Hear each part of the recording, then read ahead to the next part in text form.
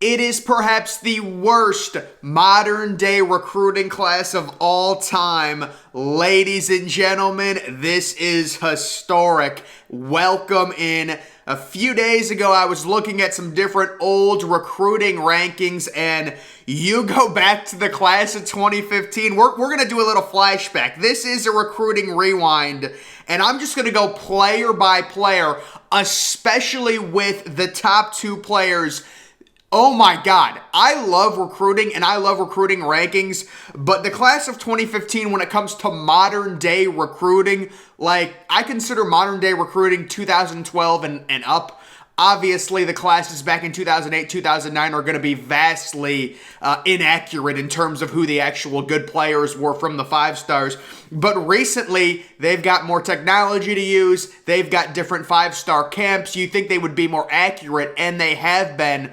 But 2015, oh my goodness, let's just take a look at what I like to call the Big Four. The top 4 players in 2015. The number 1 overall player that year, Trenton Thompson. Now what you'll notice is there really wasn't much of a consensus when it comes to the number 1 overall player. His overall rating was 9992. Normally, if you're the number 1 overall player, you're at least like a 9997 or a 9996 at lowest. So, not a lot of agreement with Trenton Thompson, but he was the number 1 overall player, and he does have the distinction of being the only composite number 1 overall college football player to go undrafted. So there's been about 20 number 1 overall players over the years since they started doing rankings, and Trenton Thompson from Georgia, you can see undrafted in 2018. This was a guy that didn't have that bad of stats at Georgia,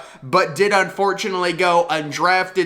And he's played 0 snaps in the NFL. He was picked up as an undrafted free agent by, I believe, the Cleveland Browns, and then cut right before the start of the season and wanted like a training camp cut or something. So the number 1 overall player in the class of 2015 has played exactly 0 NFL snaps. It is historically crazy.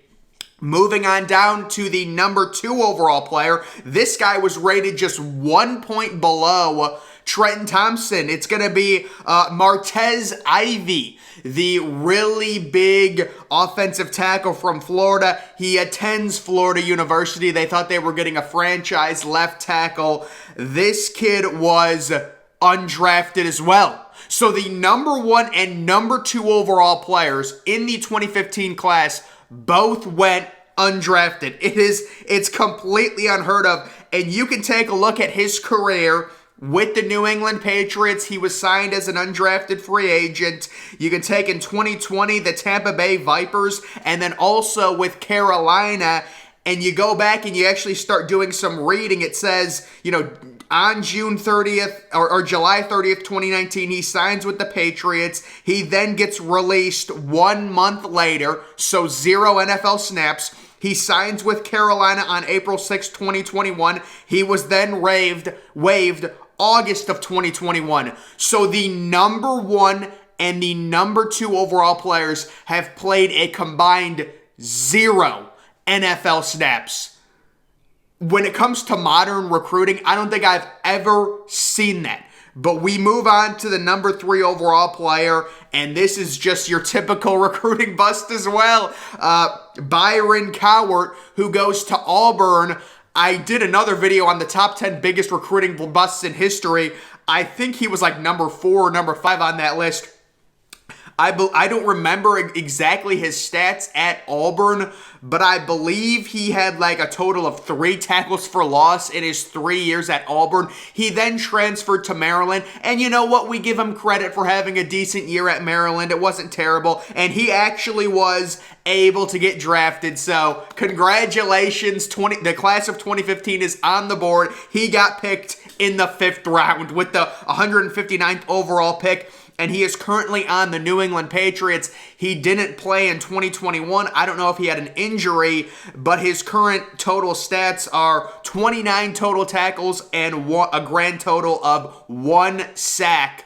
Let's move on to the number 4 overall player. It's going to be Iman Marshall from California. He goes to USC. You think this kid shut down cornerback, right? Well, turns out he ends up getting picked in the 4th round by the Baltimore Ravens with the 127th pick.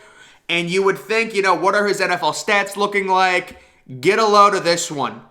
NFL career statistics.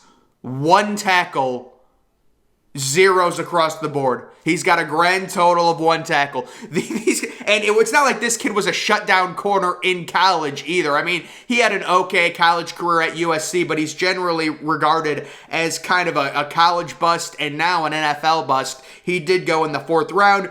Moving on down the list, Derwin James, there's their first hit. Derwin James was picked 17th overall. He's dealt with some injuries in terms of the NFL, but he has been a really, really good safety for the Chargers, and I think he's been to 2 Pro Bowls, so that was a hit. We move on to the number 6 overall player, Khalil McKenzie from the state of California. He ends up going to Tennessee, and you can take a look at his NFL career. Currently, he is with the Baltimore Ravens. He's played in 12 games. Where was he drafted? I'm not even sure where he was drafted. I don't have it right now. Maybe I'll throw it up on the screen. But you can see there's just not... Okay, let me just be honest. I can guarantee you he was not a 1st or a 2nd round pick or a 3rd round pick. I doubt he was. But he had 12 games so far in the NFL. And really nothing to write home about. Let's be real. He is on the Baltimore Ravens, but that's just another complete bust. Supposed to be big defensive tackle, didn't do much at Tennessee, and has since gone on to be a bust. The number 7 overall player, CeCe Jefferson. Guys, this is one of the things I'll say. I looked up CeCe Jefferson's Wikipedia page. He doesn't have one. That's a little bit disrespectful. Can we get somebody to make CeCe Jefferson a Wikipedia page? This was a top 10 recruit. I understand he was a bust. He went to Florida University. But this was a top 10. Think about that. Florida had 2 of the top 7 overall recruits in the class of 2015. Both complete busts. Just both complete busts. CeCe Jefferson, I went to his football reference page. There's nothing on him. There's no stats on him. That's his page. It's a ghost town. It's like a tumbleweed. It's a tumbleweed. There's nothing there. There's nothing there on CeCe Jefferson. He was a complete bust. I think he was meant to be some kind of hybrid big linebacker pass rusher type, and it just didn't work out for him. The number 8 overall player, Josh Sweat. I gotta be honest with you, I don't know what happened that caused this kid to fall to the 4th round. This was a very productive player at Florida State. He didn't have eye-popping numbers, but this is a guy that had double-digit tackles for loss, I believe, his junior season. Former 5-star, he's got the pedigree, he's got the build to be a really good athletic pass rusher in the NFL.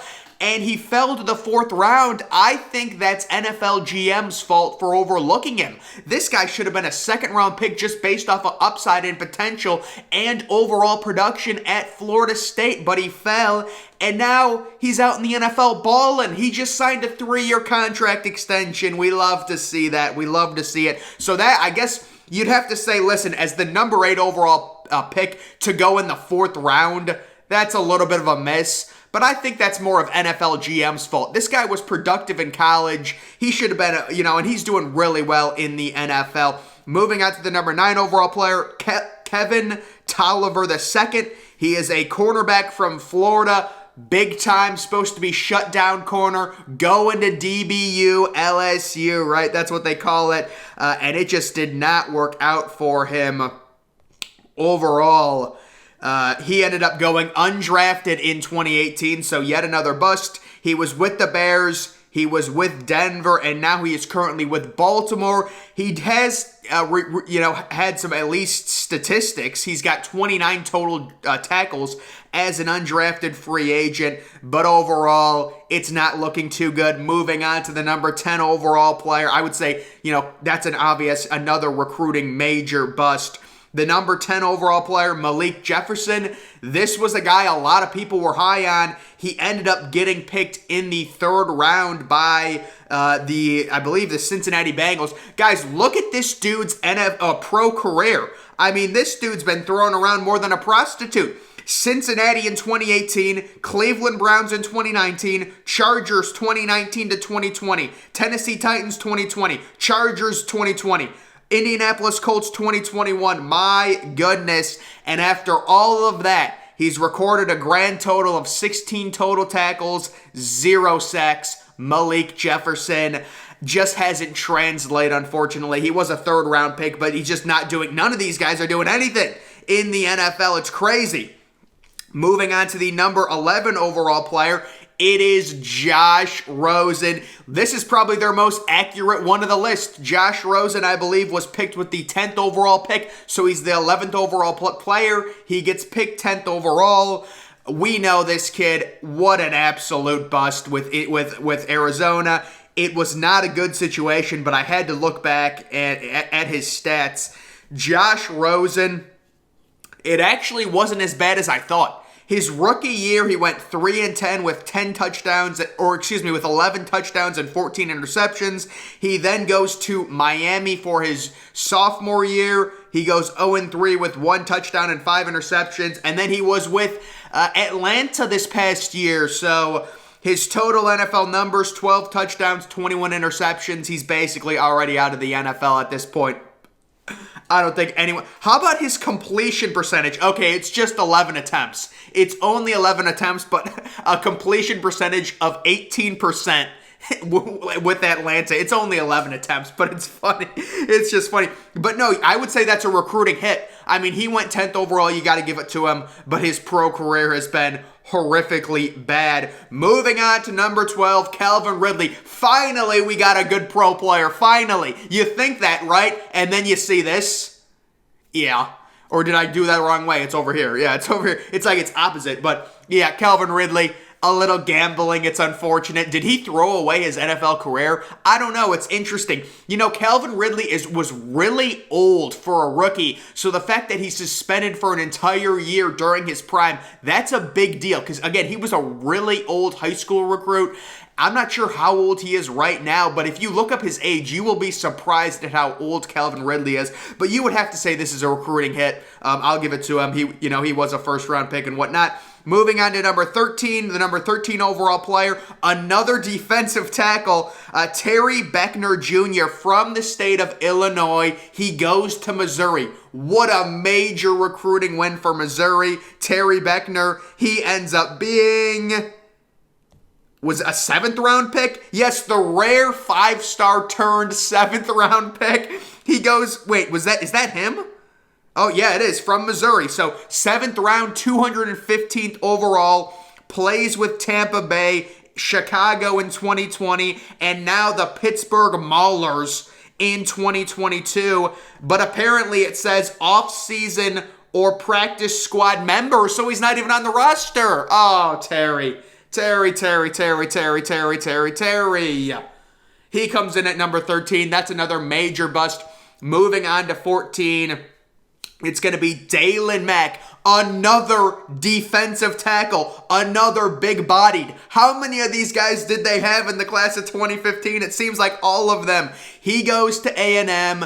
You think he's a big run stuffer. He's a big clogger. Where did he end up getting picked? Let me look this up. He ends up going in the 5th round. I'm surprised he got drafted. He got picked in the 5th round, played with Baltimore in 2019, the Detroit Lions in 2020, the Giants in 2020, the Packers in 2020, the Cardinals in 2020. He had quite the pandemic. Oh my goodness. Moves on to Tennessee 2021. And now he's on the Tampa Bay Bandits active roster in 2022. We hope he's doing well. But unfortunately, he goes down as a major recruiting bust. What was he, the number 14 overall player?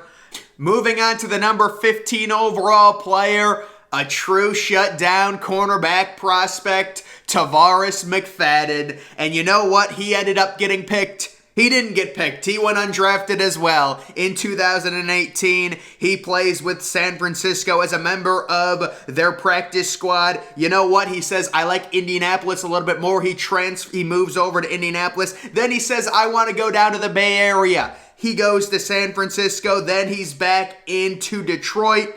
And now it looks like he's out of the NFL in 2021. He did not play a single NFL snap. That's another bust. Moving on to the number 16th overall player, and this is one of the best, just most pure examples of a recruiting bust. The recruiting, the scouts, they took a chance on this kid, on his build, and it just didn't work out. Kayshawn Lucier South. Many people probably don't even know who this kid is. He was the number 16th overall player. He goes to UCLA. I gotta say, UCLA has had so many recruiting busts. Like, every time you see a 5-star commit to UCLA, you go like, oh no, it's probably not gonna end well. And I could not find one NFL statistic on him, so I do not think he's played an NFL snap. You gotta give him a shout out though. I was looking at his college stats. He spent 5 years at UCLA. Look at his junior season. He had 11.5 tackles for loss. Not bad. Not bad. But he is a recruiting bust. Come on, let's be real about it. The 17th overall player, Cannon Kamatula from Honolulu, Hawaii. I'm sure literally no one has heard of this kid. This kid was a 5-star legitimate recruit. He goes to Oregon as a pass rusher, and the only story I found of him, it says former 5-star recruit done at Oregon after a medical hardship, and then there's this random photo. I believe this is him posing on top of a UCF blow-up chair. Maybe he transferred, I'm not sure, but there you can see his overall numbers at Oregon. He had 5 total tackles. What a 5-star. 5 tackles for being a 5-star. There we go. That's the class of 2015 in a nutshell. That's the class. Oh my goodness. And then we've got Deon Cain. I gotta be honest with you guys. You know I'm right on this. Deon Cain is such a good name for like a big-bodied wide receiver, like really good wide receiver. Deon Cain. Isn't it a good name for him? That's what Deon Cain was. He was a big-bodied receiver. I think he ended up going in like the 6th round. I mean, these guys, we can just go through it. George Campbell, I don't think was drafted. Kendall Sheffield ends up transferring to Ohio State. Shout out to Kendall Sheffield. I remember when he transferred to Ohio State, and he went, I believe, in the 3rd round to the Atlanta Falcons, and he's still on their roster. So good for Kendall Sheffield. He was a guy before the transfer portal era, but I think he got immediate eligibility. It was like that borderline. We went from like the era where whenever you transferred, you automatically sat out a year. Then we went to where it was kind of like cloudy and people got really pissed because like Justin Fields got immediate eligibility. Like Justin Fields was right before the transfer portal was a thing, but they still gave him immediate eligibility. That's when Kendall Sheffield was, and I think he got immediate eligibility. Rasheem Green. There was a recent story on Green. I think he signed somewhere. I think he was undrafted, but I believe he's still in the NFL. Blake Barnett. Oh my. Wait, who remembers Blake Barnett in that opening game? I don't know if it was like 2016 or 2017. Alabama USC. They're like, oh, it's a 5-star. Blake Barnett is starting. And then Jalen Hurts comes in and just takes his job like in that same game, literally against USC. Mitch Hett. That dude went undrafted. Christian Wilkins, there's a 1st-round pick. I think he was picked 13th overall by the Miami Dolphins, so that's a hit. Christian Kirk, a trip down memory lane. I think Christian Kirk would have been a 1st-round pick if he would have went to a different team rather than A&M. But I think, what was he, still a 3rd-round pick? And he got a big contract from Jacksonville, so good for him. Chigma Idinga. Some offensive guard. I'm not sure he was even drafted. I might have to look him up.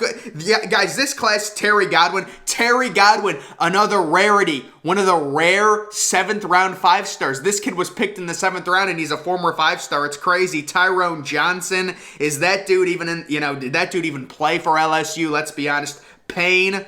Okay, look at this. 3 Bama players, they all were hits. Payne, Fitzpatrick, and Harris. They all got drafted. Payne and Fitzpatrick were first-round picks.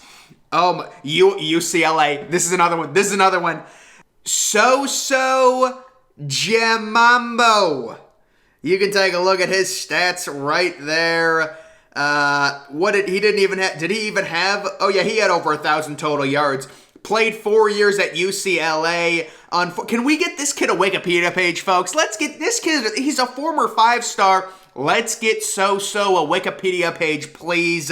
The former 5-star. It does say here, Jamambo arrested in Texas on prom night. Looks like he had a great time at prom. Maybe got a little bit too excited, but he is a former 5-star, didn't play a snap in the NFL. This class is crazy. I mean, seriously, it is. It's just bust after bust. Kyler Murray. Looking back on it, they probably should have had Kyler Murray ranked a little bit higher. I think the reason they had him at 34 was his height. I mean, is Kyler Murray even 5'10"? If Kyler Murray did a legitimate measurement tomorrow, I think he's 5'9.5", personally. But yeah, I think the reason he was ranked 34th was just because of his height. Nobody at the time thought a quarterback could go number 1 overall if he was that small. And you know what saved Kyler Murray's career? Transferring. I mean, he was known as a bust at Texas A&M. A lot of people don't remember that. Justin Hilliard. Justin dealt with injuries. It's unfortunate he dealt with the injuries at Ohio State. You know, he played his senior year. It was really like his 7th year with the Buckeyes, but he dealt with injuries. When he played and when he was healthy, he played well, but he was just injured like his first 4 full years with Ohio State. So that's just a trip down memory lane. And then how about the first non-5-star, Jarrett Stidham? The first guy to be, he was so close to that 5-star range, but he was the first non-5-star, and he ends up going to Baylor and then transferring to Auburn, and I believe he got traded. Did he get traded to like Oakland or something? I don't remember. Like a few days ago I saw that. But just other players from the class that were later round or that were first round picks that were ranked lower. Roquan Smith, ranked 48th overall, goes at number 8. Nyheim Hines, shout out to Nyheim. He goes to NC State. I didn't realize Nyheim Hines was that highly ranked, 111th. I would have thought he would have been like a 3-star, but he was ranked really high. The number 2 all-purpose back in the country. Cleveland Farrell, the 4th overall pick. He's now an NFL bust. He was a 4th overall pick for the Raiders. He was ranked 115th. And then you've got Saquon Barkley at ranked 119th. I think Saquon was originally committed to Rutgers and then flipped to Penn State. So that's a funny story there. Sam Darnold at 148. So this definitely was a very interesting class. But it was just something I found. The number 1 and number 2 overall players in this class, they did not play a single NFL snap. That's hard to do, folks. How can we be that inaccurate? I love recruiting rankings, but come on, guys. This is back in 2015. They've gotten more accurate now. But when it comes to like modern day recruiting, the number 1, number 2 overall players didn't play a single NFL snap. The number 3 overall player was picked in the 5th round. The number 4 overall player has 1 career NFL tackle. Come on, folks. What are we doing here? The 2015 class was off the rails, guys. But that's going to do it for this recruiting throwback. Make sure you're following me on Twitter. Link to that's always in the description. I'm, of course, the Depressed Ginger. Thank you for watching.